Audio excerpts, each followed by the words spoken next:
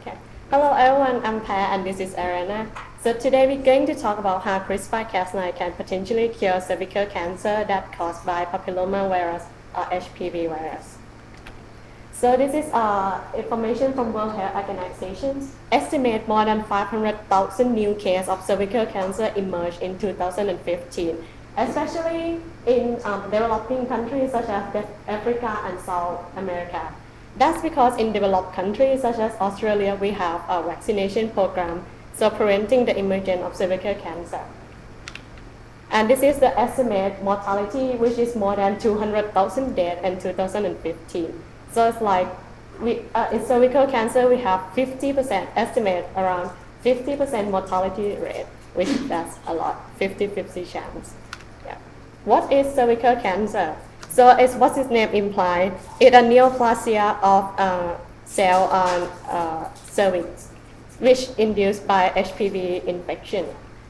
Because HPV DNA could be detected in more than 95% of cervical cancer cases, therefore it has like strong association between HPV viral infection and development of cervical cancer.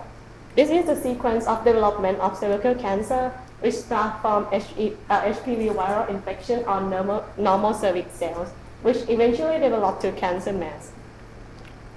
So HPV virus has small DNA. It's a naked virus, which means it don't have phospholipid envelope. And it also has icosahedral capsid. It's also skin-to-skin transmission, which especially in mucous membrane, or is like sexually transmitted. At the moment, more than 100% of HPV could be identified, but only 2 of them largely responsible for development of cervical cancer, which is HPV 16 and HPV 18. But what all of them have in common is E6 and E7 protein genes, which we believe is oncogenes.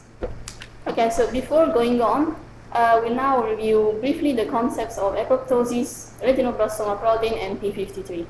So a cancer cell is a cancer that has escaped the controlled stepwise cell cycle and just massively divide.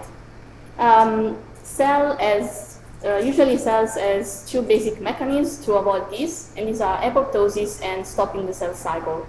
So when a severe damage in the DNA is detected, such as a double-stranded breakage, or the cell is in a condition of high stress, apoptosis is triggered.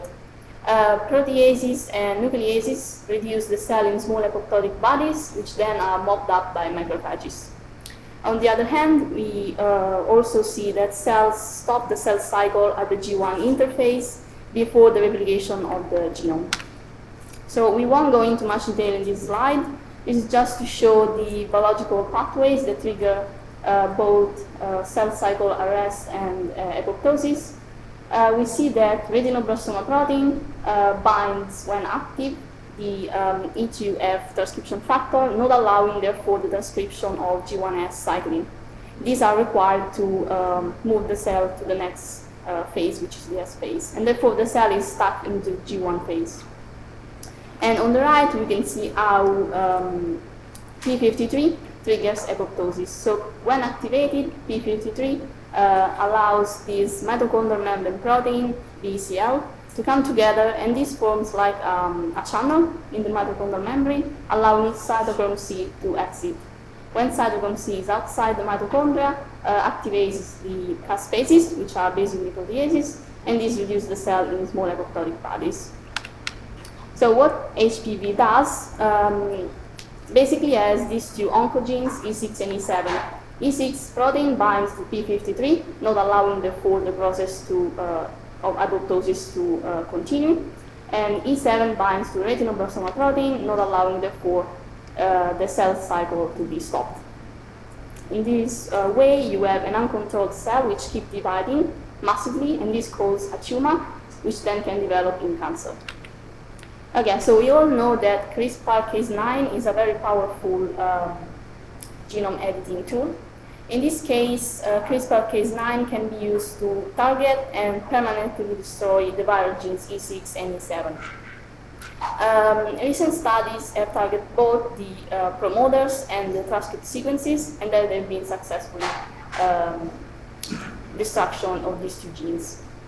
So basically, what CRISPR-Cas9 does, it targets these sequences, cleaves the DNA in that particular point, and then the cell tries to repair this damage by non-homologous end joining, but this usually turns out in insertional mutation, which in this case is addition of two bases, and this causes a friendship mutation. Okay, so in recent studies, CRISPR-Cas9 has been delivered in a virally or non-virally way. In viral way, you want to use a non-pathogenic virus. This can be a lentivirus, adenovirus, or adeno-associated virus. Basically, what these viruses are, they are self-inactivating viruses which transfect both dividing and non-dividing cells. The non-viral delivery uses plasmid or Cas9 mRNA or also ribonucleoprotein, and this can be done through electroporation, lipid-based transfection, or also hydrodynamic delivery. Okay, so if CRISPR-Cas9 is successful, hopefully we will see that the levels of E6 and E7 go significantly down. However, in recent studies, they found that it is hard to target these two proteins. Therefore, what they did is to target P21, which is one of the main proteins of retinoblastoma family, and also P53. And they showed in this study that these two proteins go significantly high in concentration after CRISPR-Cas9 has worked.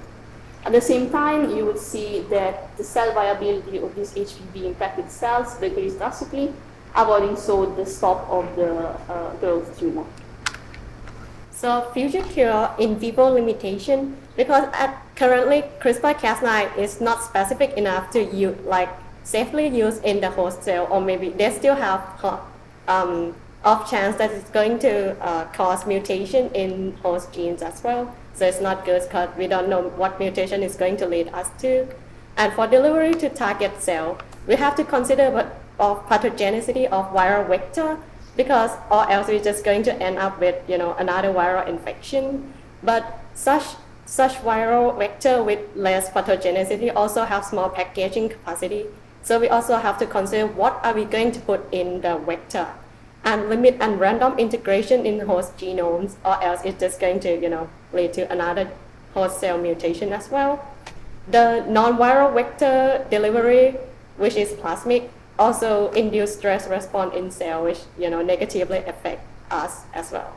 So in conclusion, CRISPR-Cas9 have potential to become a cure for cervical cancer induced by HPV virus, but we still have a long way to go to actually use it safely in humans. Thank you.